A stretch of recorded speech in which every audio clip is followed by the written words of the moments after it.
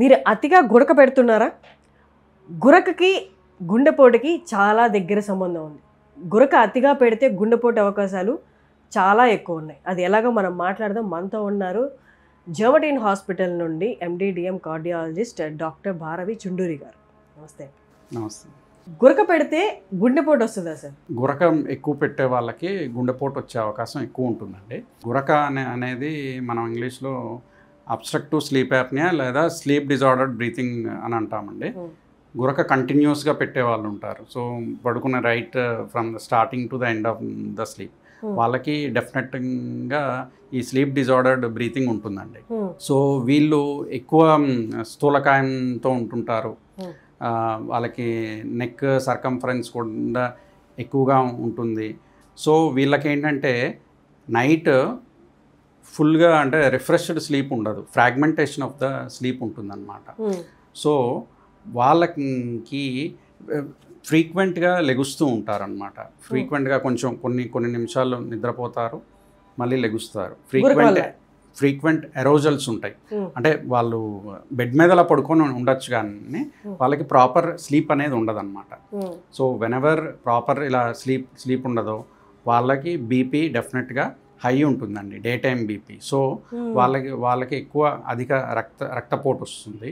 ఇంకా ఏంటంటే resistant hyper tension అంటాం అనమాట. వాళ్ళకి ఒక 3-4 బీపీ డ్రగ్స్ వేసుకుంటే కానీ తగ్గదు ఆ రెసిస్టెంట్ హైపర్ టెన్షన్. మళ్ళీ ఇంకా హార్ట్ ఫెయిల్యూర్ ఛాన్సెస్ ఉంటాయి. ఇలా హార్ట్ స్ట్రోక్ వచ్చే అవకాశం ఉంటుంది, బ్రెయిన్ స్ట్రోక్ వచ్చే అవకాశం ఉంటుంది, ఇంకా బీపీ వచ్చే అవకాశం వాళ్ళల్లో ఎక్కువగా ఉంటుంది. ఇంకా ఉమెన్లో అయితే అసోసియేటెడ్ పీసీఓడి డిజార్డర్ కూడా వాళ్ళకి వచ్చే అవకాశం ఎక్కువగా ఉంటుందండి. ఎలా సార్ అయితే ఇప్పుడు గురక అనగానే భయం వేస్తుంది, అదేమో మన చేతుల్లో ఉండేది కదా, నేను వద్దు అనుకుంటే గురక ఆగదు కదా, అలాంటి వాళ్ళకి ఎలా కంట్రోల్ చేసుకోవడం, ఇది ఏం చేస్తే కంట్రోల్ అవుతుంది? అదే అండి, ఫస్ట్ బరువు ఎక్కువగా ఉన్న వాళ్ళేమో బరువు తగ్గాలి, ఒక 5-10% ఆఫ్ ద వెయిట్ లాస్. ఇంకోటి ఏంటంటే ఈ పొజిషనల్ బ్రీతింగ్ డిజార్డర్ ఉంటుంది. అంటే ఒక పొజిషన్లో ఇలా పడుకున్నప్పుడే వాళ్ళకి ఈ స్నోరింగ్ ఉంటుంది అనమాట. లెఫ్ట్ లాటరల్ కానీ రైట్ లాటరల్ డిగిప్టస్ పొజిషన్లో వాళ్ళకి గురక తగ్గిపోతుంది. ఇంకోళ్ళకి ఏంటంటే నైట్ టైం ఎక్కువ ఆల్కహాల్ తీసుకొని నిద్రపోయే వాళ్ళకి కూడా ఈ గురక ఎక్కువగా వస్తూ ఉంటుంది అనమాట. సో వాళ్ళు కనుక ఇది అవాయిడ్ చేస్తే ఇది తగ్గిపోతుంది. ఇంకొంతమందికి ఏంటంటే కొన్ని స్ట్రక్చరల్ డిజార్డర్స్ ఉంటాయి, upper airway structural disorders, like ముక్కుదూలం వంకరగా ఉండటం కానీ, టాన్సిల్స్ పరిణామాలు పెద్దగా ఉండటం, పెద్ద నాలుక ఉండటం, కొండ నాలుక ఎలాంగేటెడ్గా ఉండటం, పొడవుగా ఉండటం, ఎడినాయిడ్స్ పెద్దవిగా ఉండటం. సో వీళ్ళు గనక ఈ టాన్సిలెక్టమీ చేయించుకుంటే ఇది తగ్గిపోతుంది. ఇంకోటి ఏంటంటే డిఎన్ఎస్ ఉన్న వాళ్ళు, అంటే ముక్కుదూలం వంకరగా ఉన్న వాళ్ళు ఇది సెప్టోప్లాస్టీ అది కరెక్షన్ చేయించుకుంటే కనుక వాళ్ళల్లో ఈ స్నోరింగ్ చాలా వరకు తగ్గిపోతుందండి. ఇంకా ఎవరికైతే ఇవి లేవో వాళ్ళకి ఏంటంటే పాజిటివ్ ఎయిర్వే ప్రెషర్ అని ఇస్తామండి. ఫస్ట్ ఆప్షన్ ఈ స్నోరింగ్ ఉన్న వాళ్ళకి is CPAP, continuous positive airway pressure therapy అన్నమాట. That is the best.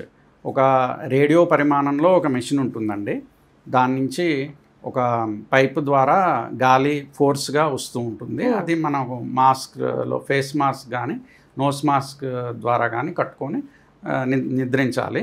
అది అంటే చెప్పడానికి అది చేయడానికి కొంచెం ఫస్ట్లో ఇబ్బంది ఉన్నా దట్స్ ద బెస్ట్ ట్రీట్మెంట్. అంటే ఎన్ని రోజులు వాడాలి సార్? అలాగా కొన్ని నెలలు వాడాల్సి వస్తుంది. It's a long term treatment. ఇవన్నీ అంటే వెయిట్ రెడ్యూస్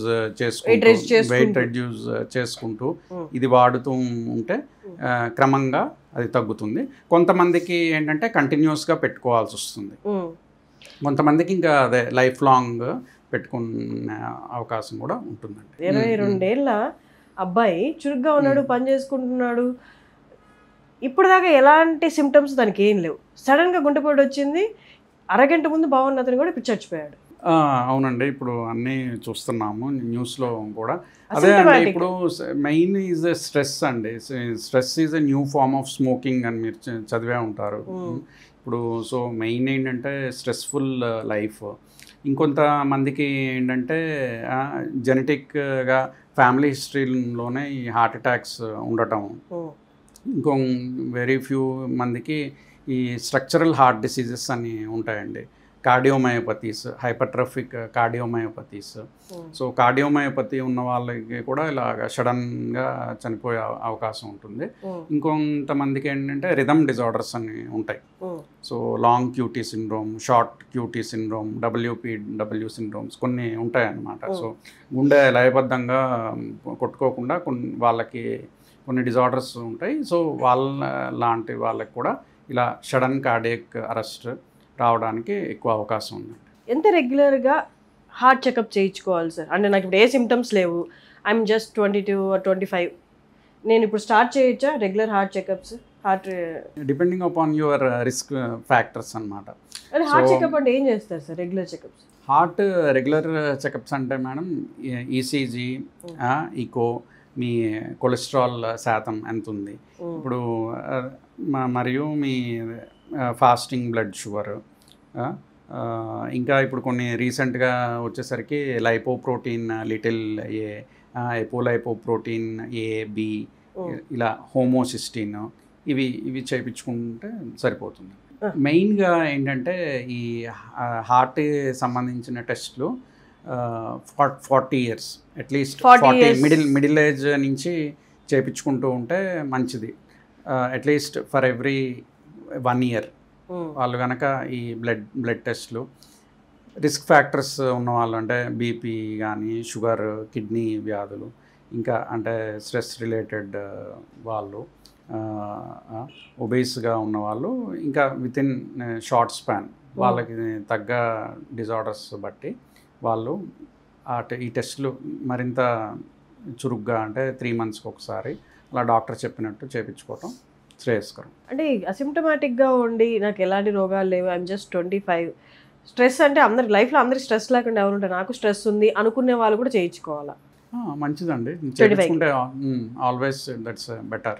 సో విన్నారు కదండి, గురక ఎప్పుడో ఎన్నో ఏళ్ళ నుండి మీకు వస్తూ ఉందా, లేకపోతే ఎప్పుడే స్టార్ట్ అయింది, అది తీవ్రంగా ఉందా, మీరు ఒకసారి చెకప్ చేయించుకుంటేనే మంచిదని చెప్తున్నారు డాక్టర్ గారు. ఎందుకంటే గురక ఈజ్ ఎ సిమ్టమ్, ఇది సిగ్నల్ ఆఫ్ అది కూడా ఒక హార్ట్ అటాక్కి లీడ్ అయ్యే ఛాన్సెస్ చాలా ఎక్కువ ఉంది. దాన్ని ఇంటర్ రిలేటెడ్ ప్రాబ్లమ్స్ చాలా ఉంటాయని చెప్పారు డాక్టర్ గారు. సో కింద డిస్ప్లే అవుతున్న నెంబర్కి ఒకసారి కాల్ చేసి జెమటిన్ హాస్పిటల్లో డాక్టర్ గారు అపాయింట్మెంట్ తీసుకొని మీరు కలిసి చెకప్ చేయించుకోవచ్చు. Thank you sir.